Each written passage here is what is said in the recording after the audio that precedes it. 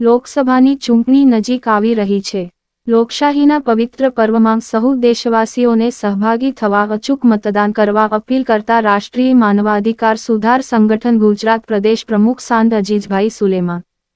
મારું નામ સાંદ અજીજ સુલેમાન, રાષ્ટ્રીય માનવાધિકાર સુધાર સંગઠન ગુજરાત પ્રદેશ પ્રમુખ। હાલમાં લોકશાહીનો પર્વ ચૂંટણી યોજાઈ રહી છે, ત્યારે તમામ દેશવાસીઓને હું અપીલ કરું છું કે તમે ગમે તે પક્ષ સાથે જોડાયેલા હો પણ મતદાન અવશ્ય કરશો। તમારો એક મત શ્રેષ્ઠ ઉમેદવારને જીતાડી શકે છે અને આપણા દેશની ઉન્નતિ અને વિકાસને આગળ લાવી શકે છે।